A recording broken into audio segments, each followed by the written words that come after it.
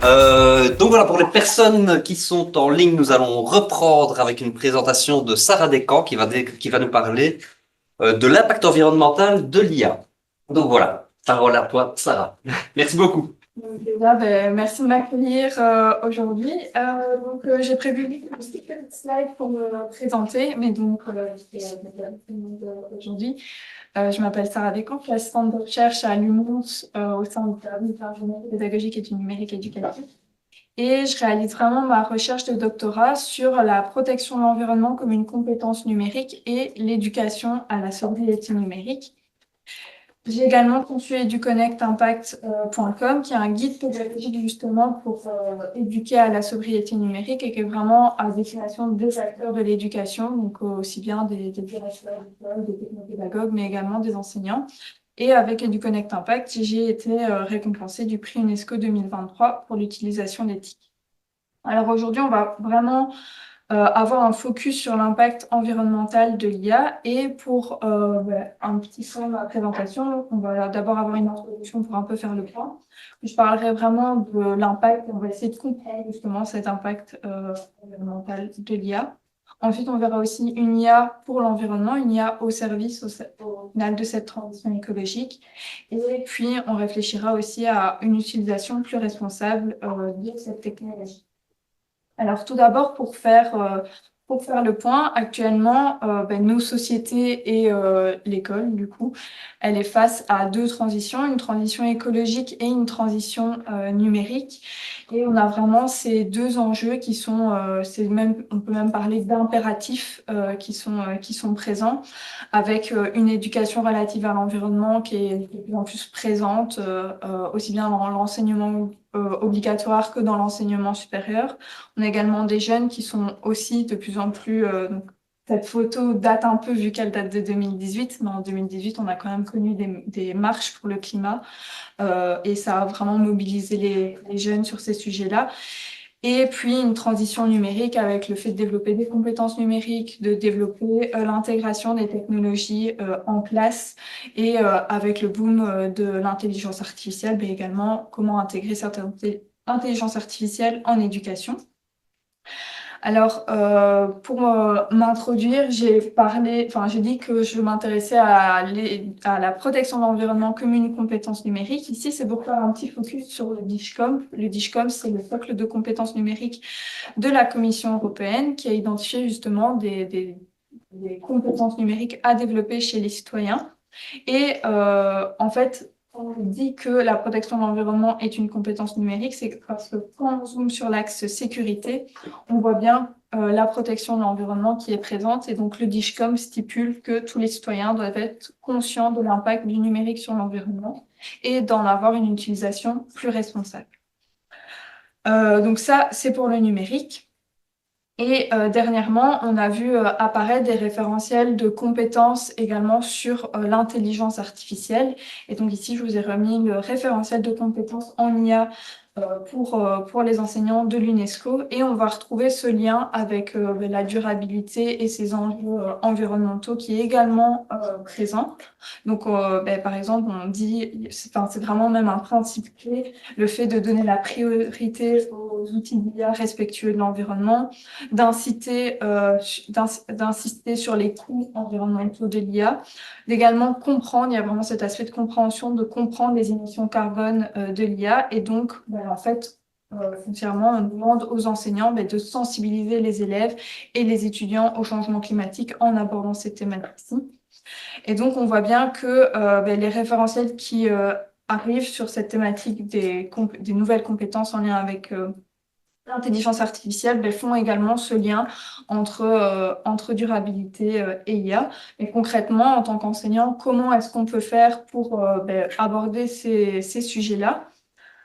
Donc, on a identifié trois composantes pour éduquer à la sobriété numérique. Donc, quand j'ai commencé à travailler sur le sujet, il y avait rien. Donc, l'idée, c'était d'un peu de croiser les littératures pour identifier trois axes par lesquels passer. Et donc, aujourd'hui, cette intervention va justement passer par ces trois axes pour mieux comprendre l'impact de l'intelligence artificielle sur l'environnement et d'en avoir une utilisation plus responsable. On a d'abord un premier axe où là, il s'agit vraiment de mettre en place une sensibilisation à l'impact de nos modes de vie sur l'environnement.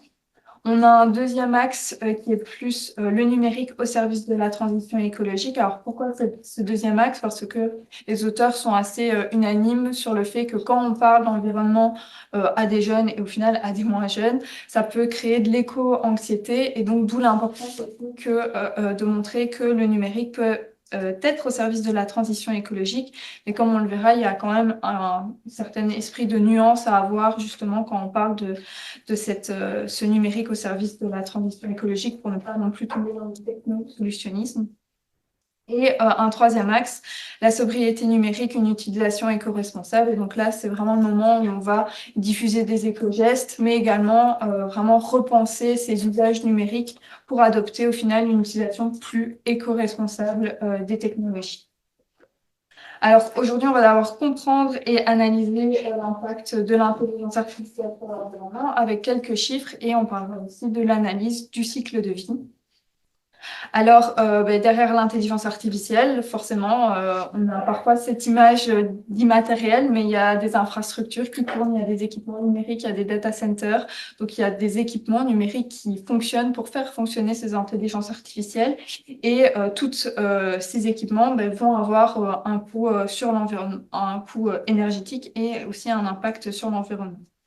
Alors, au niveau des chiffres, on a d'abord l'entraînement des intelligences artificielles, un entraînement qui est extrêmement énergivore. Ici, je vous ai mis une petite illustration, mais qui montre que l'entraînement de ChatGPT 3 a produit en CO2 l'équivalent de 126 foyers en termes de consommation électrique. Donc, on voit que c'est quand même extrêmement énergivore. Un autre chiffre, donc ça c'est l'intelligence artificielle. Un autre chiffre, une étude qui a été publiée sur les projections où on estime que d'ici 2027, si on continue vers ce toujours plus de l'intelligence artificielle, il faudra 135 TWh pour alimenter uniquement les intelligences artificielles. Et on estime que ces TWh auront besoin de 22 réacteurs nucléaires juste pour alimenter l'intelligence artificielle. Donc, on a ces enjeux en lien avec l'électricité pour faire fonctionner ces intelligences artificielles, mais on a également des ressources en eau et le chiffre qui revient régulièrement, c'est que quand on a une conversation classique, donc de plusieurs dizaines d'interactions avec une intelligence artificielle ChatGPT, ça consommerait l'équivalent d'une demi-bouteille d'eau. Et quand on connaît le nombre d'utilisateurs de ChatGPT, ça fait énormément d'eau parce qu'en fait, comme je le disais, il y a des data centers qui ont besoin d'eau pour être refroidis. Et donc, suite au boom de l'intelligence artificielle, on a déjà constaté des stress hydriques dans certaines régions comme en Californie et au Nevada, suite justement à ces usages numériques et cette demande en eau. Encore un autre petit chiffre, on va dire, c'est le problème de la génération d'images et de vidéos. Donc, dans l'intelligence artificielle générative, on a la génération de texte, par exemple, mais on montre aussi que ce qui est a plus d'impact, en tout cas, c'est tout ce qui est génération d'images et de vidéos.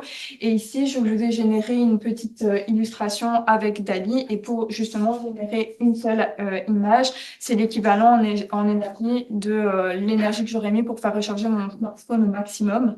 Donc, on voit l'énergie qui est également très importante.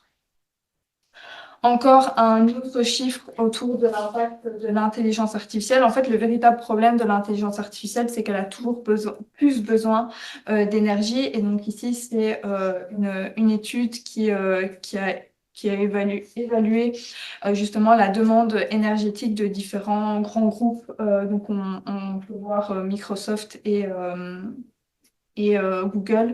Et donc, ce que l'on voit, c'est que entre 2019 et 2024, quand l'étude est sortie, Google avait augmenté de plus 48% en demande énergétique et Microsoft, c'était plus 29%. Donc, on est toujours dans ce plus de demande d'énergie. et une petite illustration qui montre au moment où Donald Trump parle qu'il va de plus en plus financer les intelligences artificielles, il se retire des accords de Paris pour le climat. Donc, c'est pas anodin. En fait, ça ne pouvait pas aller ensemble, forcément, de toujours plus d'intelligence artificielle et d'essayer de réduire son impact sur l'environnement. Alors, une empreinte énergétique qui augmente et c'est pas prêt de s'arrêter. Ici, c'est une projection justement de l'ADM et l'ARCEP par rapport à l'empreinte carbone et une empreinte carbone qui risque d'exploser. Du coup, d'ici 2050, on voit qu'on aura besoin encore, enfin que l'empreinte carbone aura augmenté, qu'on aura besoin d'encore plus de ressources utilisées, que la consommation énergétique va également augmenter et que la consommation en métaux va faire augmenter. Donc, quelques chiffres pour vraiment montrer l'ampleur de cet impact. Alors, quand on parle de l'impact de l'intelligence artificielle et quand on parle en fait de l'impact du numérique dans sa globalité, il y a un outil qui revient régulièrement, c'est l'analyse du cycle de vie. Et donc, dans les composantes de la littératie à la sobriété numérique,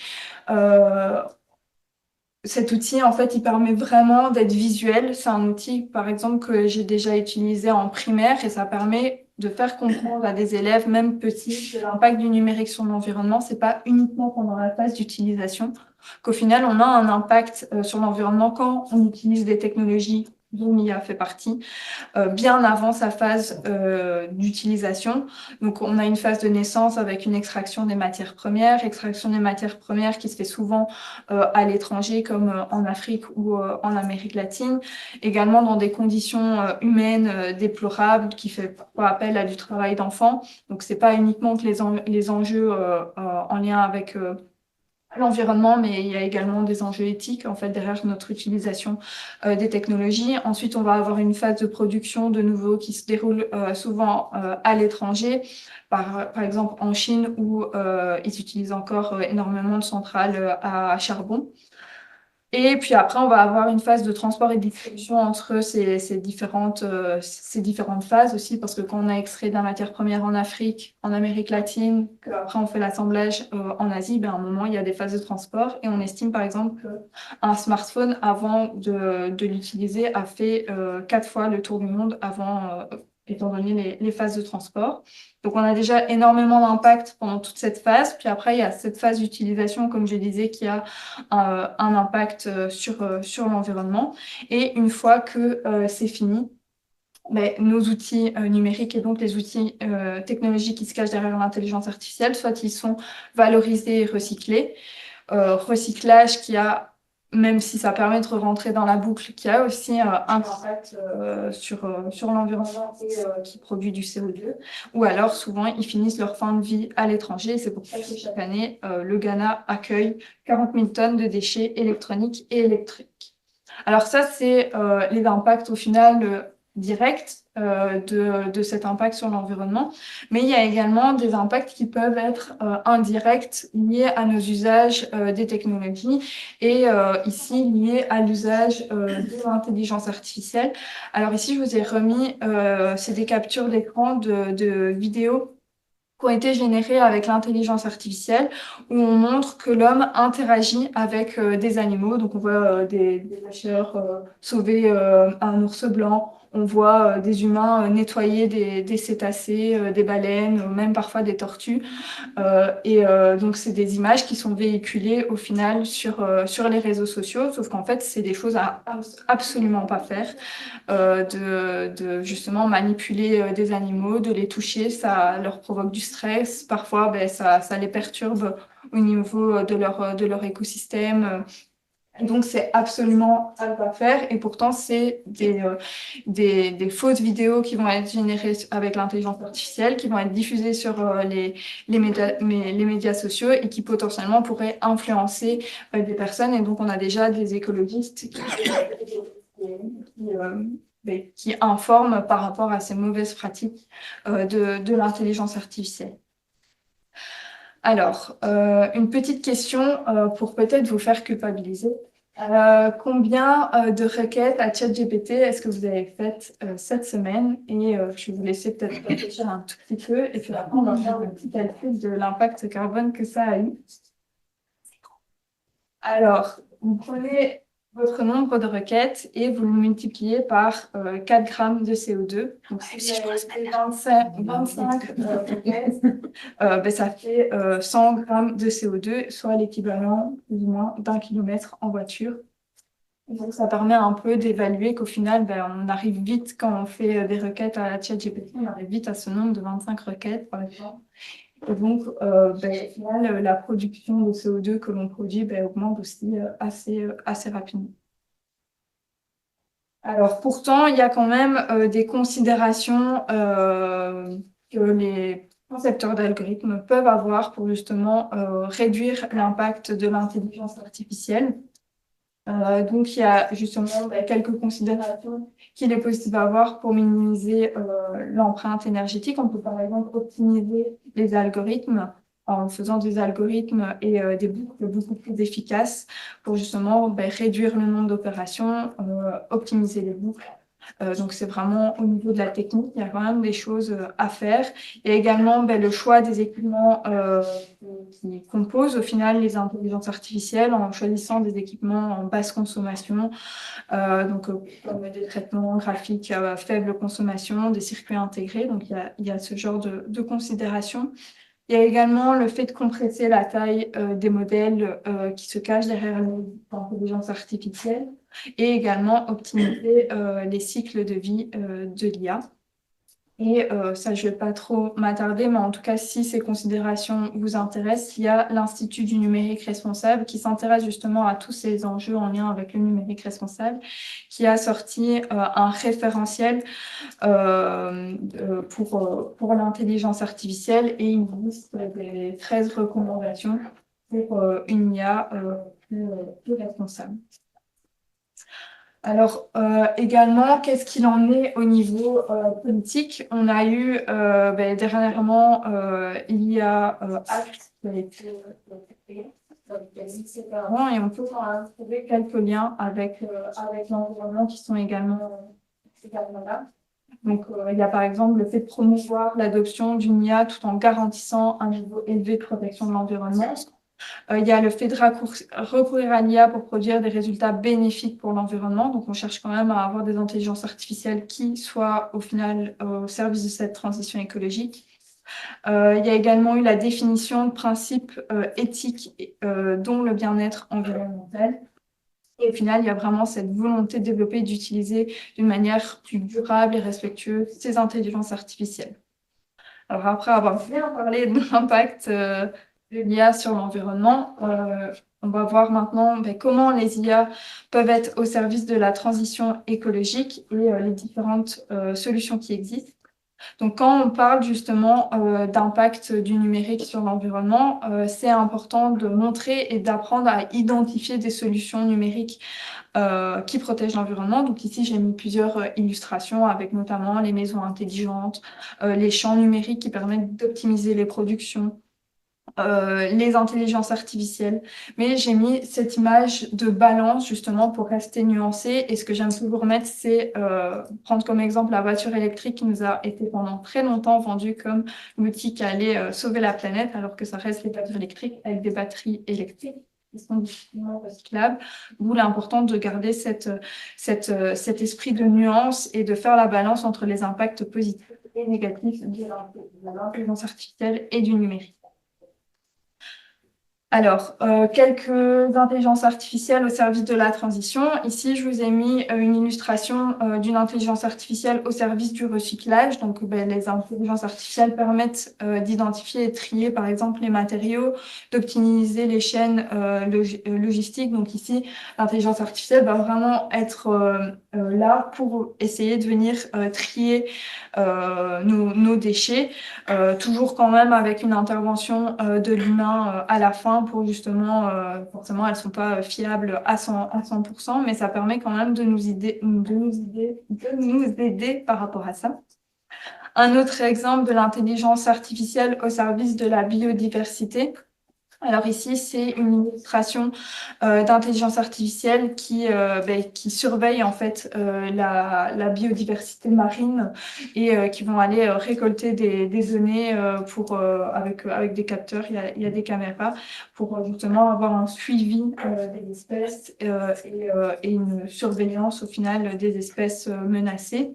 Et donc, on peut, grâce à ça, prévoir, modéliser des écosystèmes pour permettre une meilleure gestion et restauration des habitats naturels. Donc, ça permet vraiment de mieux gérer ces espèces et de mieux les analyser au final. Ensuite, une autre intelligence artificielle au service plutôt cette fois-ci des menaces auxquelles on va être confronté suite au changement climatique, avec une intelligence artificielle qui permet d'identifier en fait les départs de feux de forêt et donc une intervention plus rapide au niveau des pompiers et donc une première intelligence artificielle par rapport aux incendies et ensuite on a l'intelligence artificielle de Google qui permet de prédire les risques d'inondation 4 jours à l'avance et donc un autre exemple d'intelligence artificielle qui nous permet de faire face à ces nouvelles menaces du changement climatique. Alors, comme je vous l'ai dit, quelques intelligences artificielles au service de la transition écologique, mais quand même garder un esprit de nuance, parce qu'au final, premièrement, ces intelligences artificielles au service de la transition, c'est pas du tout la majorité des intelligences artificielles, la majorité, c'est pour autre chose. Et aussi rester critique par rapport à ces intelligences artificielles. Et puis, vous donner un petit exemple, ChatGPT qui a sorti son Green Guide, donc son chatbot expert en durabilité.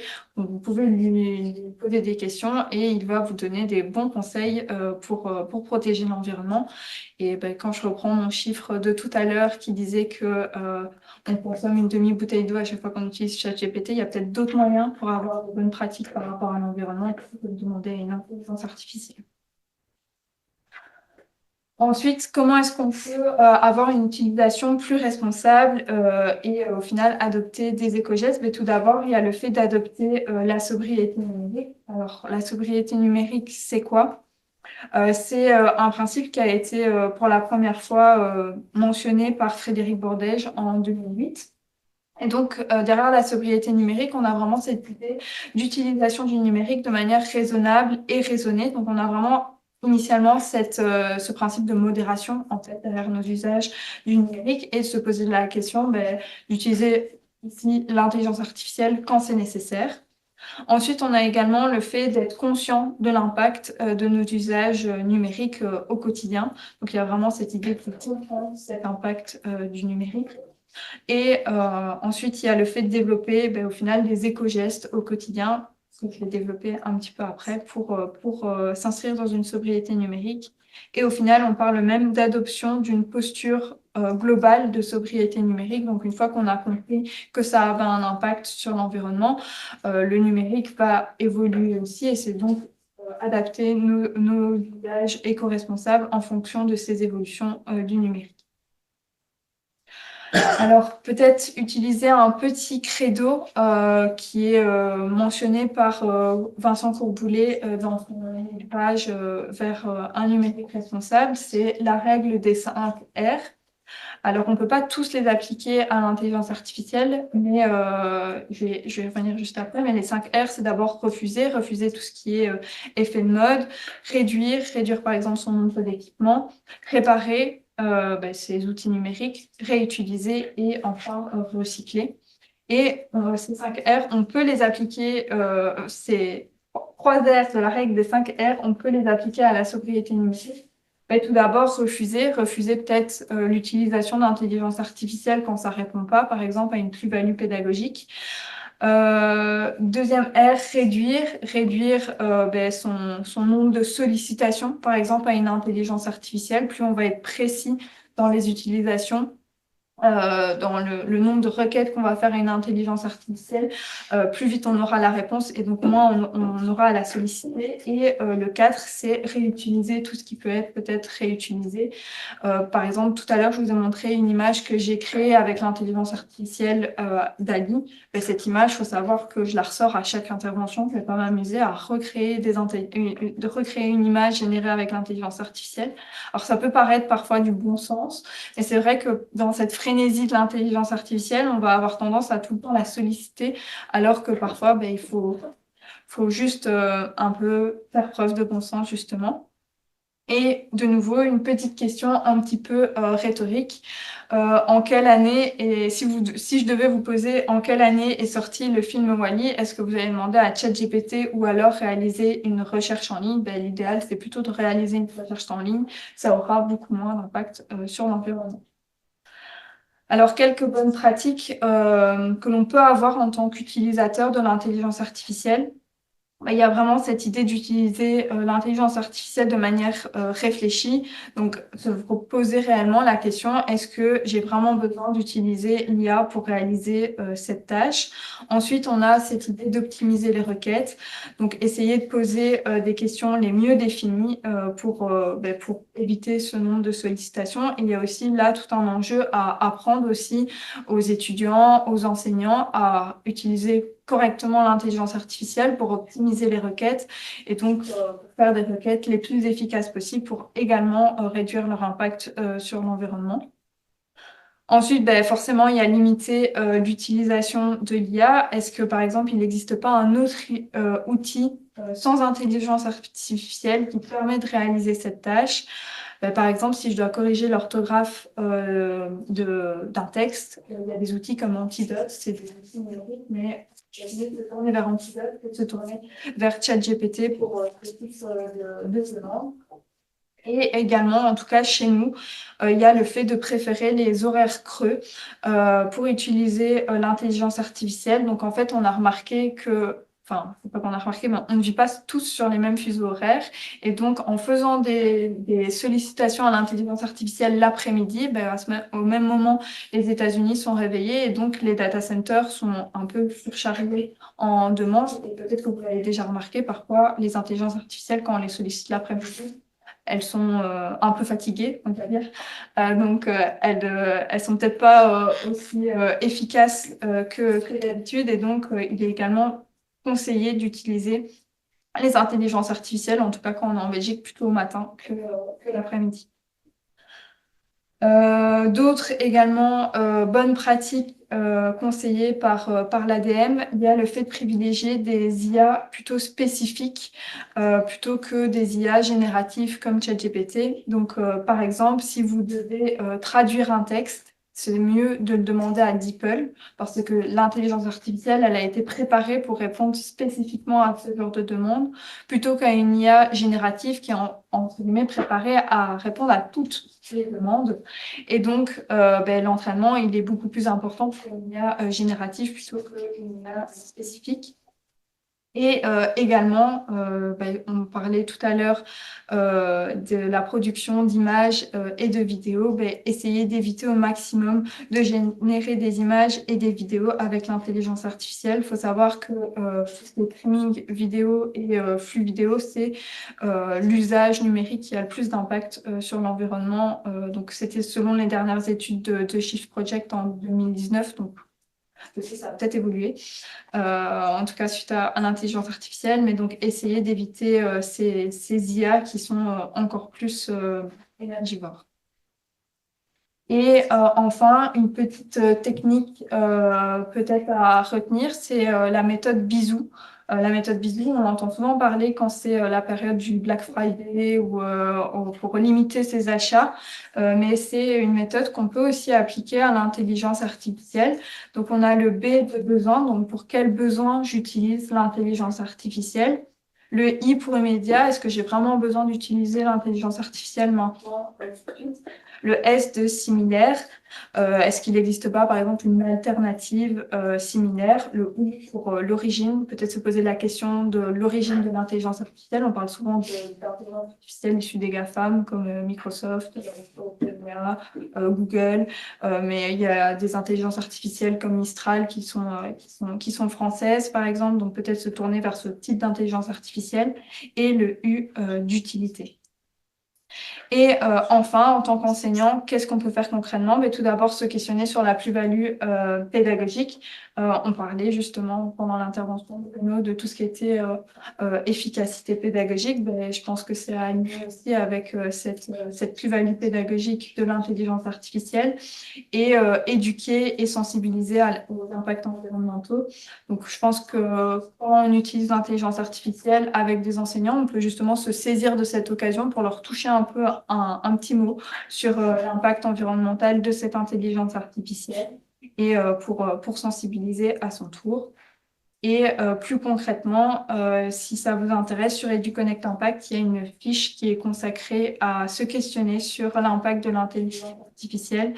C'est une fiche qui est adaptée et il y a des questions qui sont adaptables dès l'âge de 5 ans jusque 15 ans. Et une toute petite conclusion de ce qu'on peut retenir. Mais tout d'abord, l'impact de l'IA, c'est toujours plus d'intelligence artificielle et de énergétique. L'IA, elle peut être au service du climat, oui, mais il faut quand même rester un minimum critique par rapport à ça. Et enfin, il faudrait devenir des utilisateurs plus conscients et responsables de cette intelligence artificielle. Voilà, j'ai fini.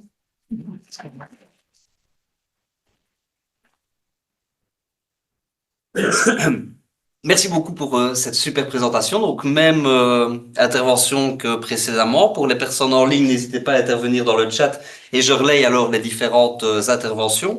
Et pour les personnes en présence, eh bien, on peut ouvrir le débat, l'échange, questions-réponses pendant un petit quart d'heure et puis on essaiera de clore tout doucement l'événement. Voilà, la parole est à vous.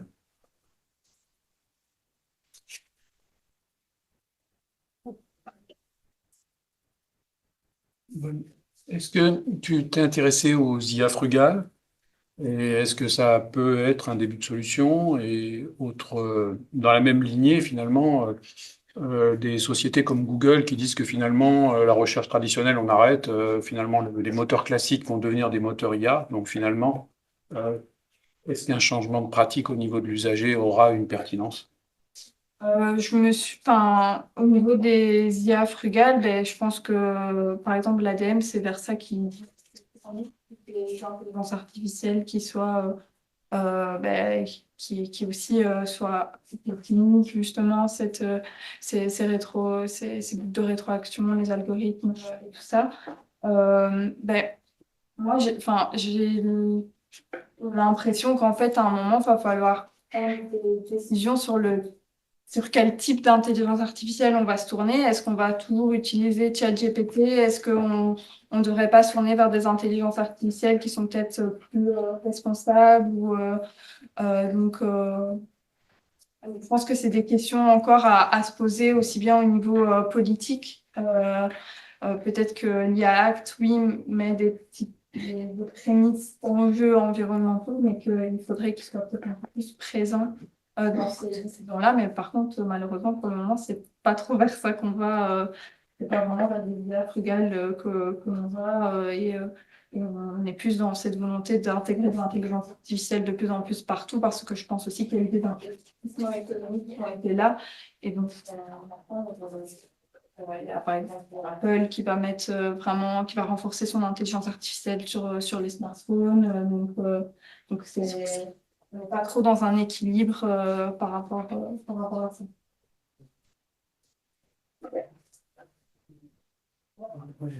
Dans la frugalité, il y a une chose importante, c'est le pourcentage d'erreurs qu'on accorde à l'intelligence artificielle.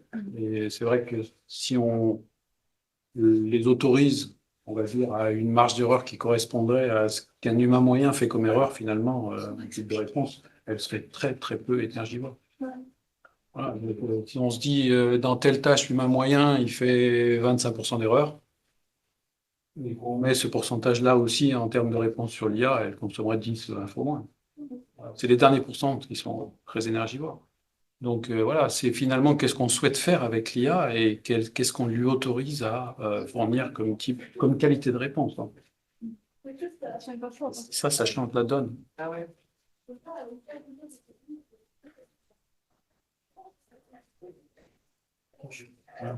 pas vraiment une question, mais on a parlé des équipements de basse consommation. Aujourd'hui, enfin voilà, il existe quelque part des listes de ce que c'est, de où se les procurer, parce que voilà, on sait que c'est une forme de réponse, on va dire, mais en tout cas, aujourd'hui, est-ce que le grand public est au courant de ce que sont ces équipements, d'où on peut les trouver, tu vois? Donc, voilà, après, je sais bien que... Le grand public n'est pas au courant. Il y a l'ADEME qui a des listes de recommandations justement pour l'achat de l'équipement numérique et donc pour se tourner vers ce type d'équipement un seul de l'application. Mais le grand public n'est clairement pas au courant et le problème derrière l'impact derrière le fait de calculer l'impact environnemental de l'intelligence artificielle, c'est aussi que les entreprises sont pas du tout transparents par rapport à ce qu'ils font. Et donc, pour aller calculer ça et voir concrètement ce qu'ils utilisent comme matériel, des fois, on n'a pas forcément les données pour récolter ça. Ça serait bien d'avoir une liste, tu vois, procurer, enfin d'abord quel est ce type de matériel, où est-ce qu'on peut se le procurer. Sur le site de l'ADN, l'Agence du numérique. L'ADEME. Ah, l'ADEME, ok, bah, c'est des locales. Ah, Comment ne sait-on pas sinon? Donc, quelque part, ce qui est amusant, c'est de voir la forme d'hypocrisie qu'il peut y avoir autour de l'usage de la technologie, parce que l'IA, c'est un bon révélateur, selon moi, de cette hypocrisie. C'est qu'on dit oui, l'IA doit être frugale, mais qui achète un smartphone avec des faibles capacités? Qui achète un ordinateur avec une faible capacité de calcul? En général, les gens, quand ils s'achètent, ils cherchent à avoir le maximum de puissance de calcul. Donc finalement, Et pour un usage parfois qui correspond pas du tout. Et ça, c'est tout l'effet rebond on a optimisé et au final, on a créé des usages. Et je pense que l'intelligence artificielle a fait pareil. Enfin, je veux dire, il y a encore 3 ans, on savait se passer de l'intelligence artificielle et maintenant, on en a quasi besoin pour un peu tout. Donc, ça vient vraiment repenser nos usages et on y va parfois sans réfléchir. Et d'ailleurs, moi, la première, quand il y a eu les outils de génération d'images, j'ai voulu voir comment ça fonctionnait. Et bon, c'est de la recherche. mais c'est vrai que quand ça arrive, on essaye d'y aller sans vraiment faire penser nos usages, réfléchir aux conséquences qu'on a, aux conséquences environnementales, mais également aux conséquences éthiques, où on a des intelligences artificielles, où on parle maintenant d'esclavage moderne aussi derrière ces intelligences artificielles et la conception de ces intelligences artificielles. Donc, il y a toutes des problématiques éthiques qui se cachent derrière, en tout cas, les IA. Conscience. Après, c'est toujours des histoires de point de vue, donc moi j'aime bien voir ça. Alors après, c'est des drames sociaux, sociétaux, hein. Mais dire ça fait travailler des enfants, c'est mal. Et puis quand on va sur les pays en question, et on voit que s'ils font pas ça, finalement ils meurent de faim. Donc on se dit qu'est-ce qui vaut mieux qu'ils minent et qu'ils mangent ou qu'ils meurent de faim. Alors, caricature, hein, mais il y a toujours comme ça une dualité de vision qui fait que finalement, on s'en sort jamais. Quand on dit il y a de l'esclavage numérique, oui, effectivement, on peut dire la même chose derrière. Ces gens, bah, ils font ça. Et c'est mieux que rien. Et puis mourir de faim aussi. Alors voilà, enfin, il y a toujours. C'est ce que tu disais quand tu parlais de la voiture électrique. Est-ce vraiment écolo? A priori, on arrive à démontrer que non. C'était pareil pour les ampoules électriques. Quand on a dit on arrête le filament, on passe aux ampoules néon. On a montré que c'était une catastrophe écologique. Enfin bref. Finalement, on est toujours dans des successions de solutions qui montrent qu'il y a toujours une limite. C'est-à-dire, on fait un mieux d'un côté et puis on dégrade autre chose. Et donc, on est toujours dans une forme de pharmacon. Mais surtout, c'est que souvent, on nous présente la solution comme une solution technologique. Alors que, par exemple, la voiture électrique, c'était plutôt repenser nos usages de mobilité plutôt que de penser à une voiture, électrique, au final, une solution technique, technologique. Donc, on n'a pas assez enfin, on prend peut-être pas assez la peine de penser nos usages et même agir ensemble pour penser nos usages plutôt et la technique, au final, elle est souvent vue comme une solution au détriment du reste. Pas de questions en ligne, en tout cas pour le moment. Une réaction en tout cas de ma part, j'en profite. Il y a déjà quelques trucs que j'ai bannis de la liste des éléments qu'il faut pas faire. Mais je crois qu'on peut faire une phrase maintenant. Il faut pas prendre l'avion en commandant un steak et surtout en générant des images quand on est en plein vol, quoi. Là, on a le package complet pour être foutu. Ouais. Moi, j'ai juste une question. Par rapport aux outils, on nous parlait lors d'une autre conférence du Fairphone. Fairphone pour lequel alors les composantes sont remplaçables, etc. J'aurais bien voulu avoir ton point de vue par rapport à ce genre d'outil-là en tant Alors, que on en parle beaucoup. Je dois avouer que je suis pas encore passée au Fairphone parce que justement, j'essaie de le faire durer le mien jusqu'au max. Mais euh, c'est une solution parce que ça permet de réparer son smartphone. Mais mon avis, c'est que je pense parfois que ça demande des compétences techniques qui ne sont pas à la portée de tout le monde.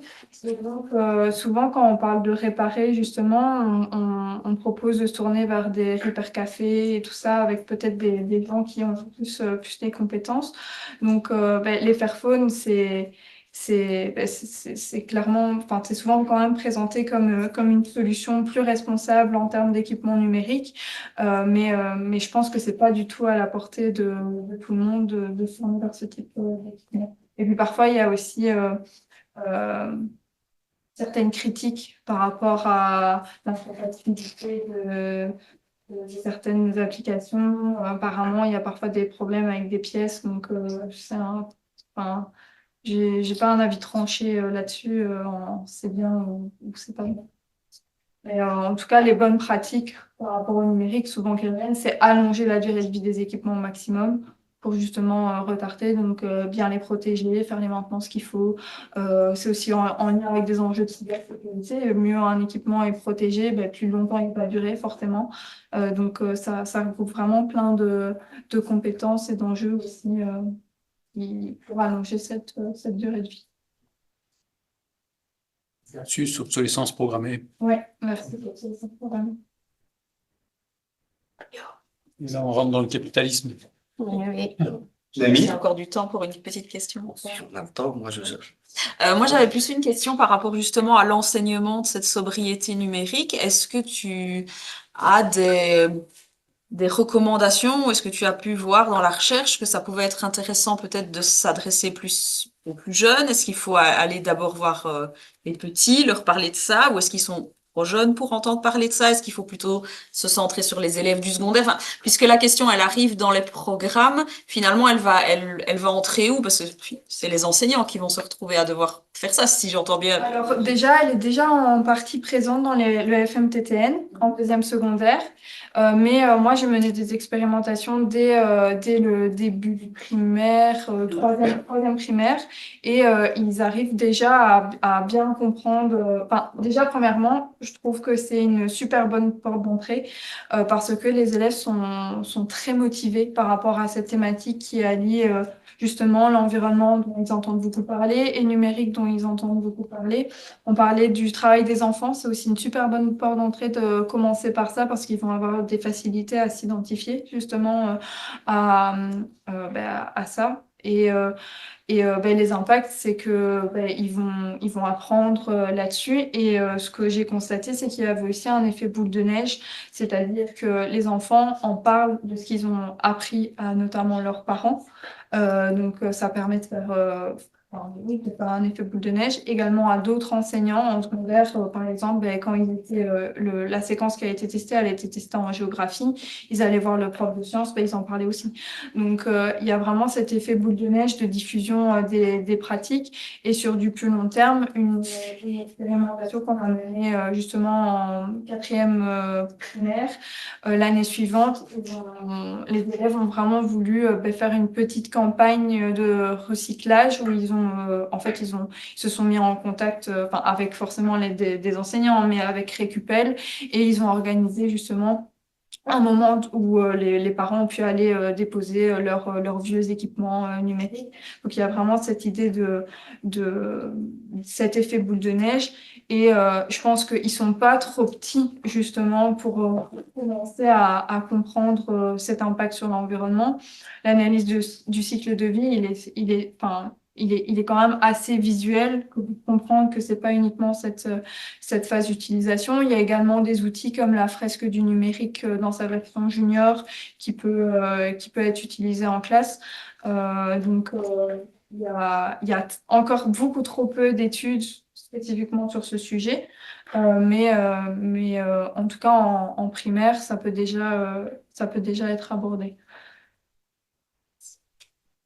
Alors, il y a une réaction dans le chat, une personne qui dit, et les enseignants devant introduire cela dans leurs cours sont donc incités à devoir utiliser l'IA pour mieux la maîtriser, alors qu'ils n'en ont pas nécessairement le besoin, l'envie pour diverses raisons, notamment éthiques. C'est le pan qui se mord là.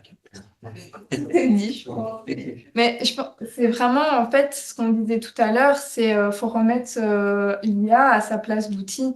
On ne doit pas être incité à utiliser l'IA, on doit inciter à faire de l'innovation pédagogique, à enseigner le mieux possible. Et si l'IA s'y prête et nous permet de mieux enseigner, ben, utiliser l'IA. Donc, je pense, pour moi, c'est pas incompatible, c'est juste de faire les choses le mieux possible, de manière plus réfléchie. La dernière fois, j'ai eu une question qui me demandait comment est-ce qu'on peut ne pas freiner l'innovation pédagogique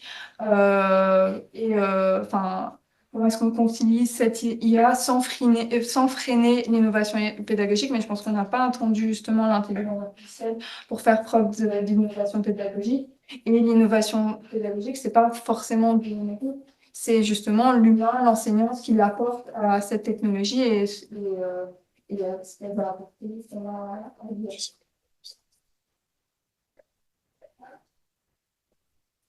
Peut-être une dernière intervention. C'est le moment, c'est l'instant. Je regarde en ligne. Voilà. Non plus. Donc, sur ces dernières paroles, eh ben, je tiens encore une fois à remercier les deux interventions que nous avons eu la chance d'avoir cet après-midi.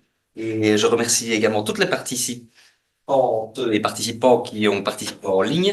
Et je vous dis donc à tout bientôt pour un futur événement commun. Voilà. Merci encore à vous deux et bonne journée.